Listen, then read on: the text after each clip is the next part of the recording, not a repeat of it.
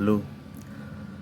A very interesting question comes to everybody's mind. हर citizen के दिमाग में ना एक बहुत ही इंटरेस्टिंग क्वेश्चन आता है related to law.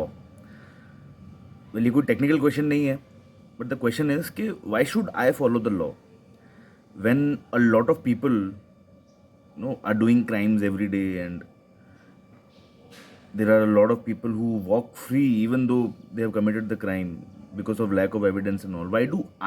Why should I care to follow the law? तो मैं इसका जवाब देने के लिए I'll take you to a very interesting theory. It was given by Thomas Hobbes, the theory of social contract. बहुत ही आसान भाषा में इसका मतलब ये होता है कि अगर आप स्टेट के साथ में या नॉर्मली सिटीजन्स के बीच में सोशल कॉन्ट्रैक्ट लेके आते हो कि भाई मैं तुम्हारे राइट्स को प्रोटेक्ट करूँगा और तुम मेरे राइट्स को प्रोटेक्ट करो, मैं तुम्हारे राइट्स में इन्फ्रिंज नहीं करूँगा, तुम मेरे राइट्स में इन्फ्रिंज मत करो, मतलब जियो और जीने दो।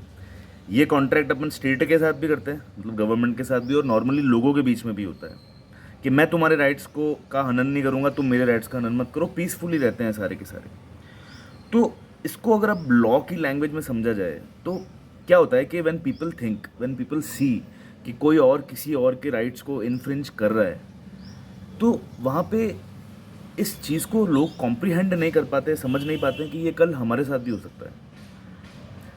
तो this is the reality of our society कि जब तक कि हमारे साथ कुछ गलत नहीं होता है हमको इतना फ़र्क नहीं पड़ता है।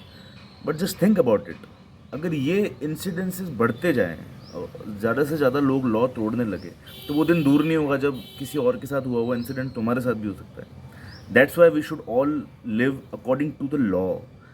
सिग्नल पे खड़े हो, जेब्रा क्रॉसिंग बनाई हुई है, उसका एक रीज़न है, उससे पहले खड़े रहो, उसको क्रॉस नहीं करना है। Why do you want to cross it? I don't no.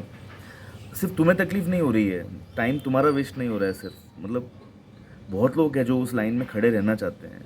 तुम क्यों 200 रुपये देकर के छूटना चाहते हो? अगर लॉ तोड़ा है तो चालान कटवाओ, सिंपल एज दैट।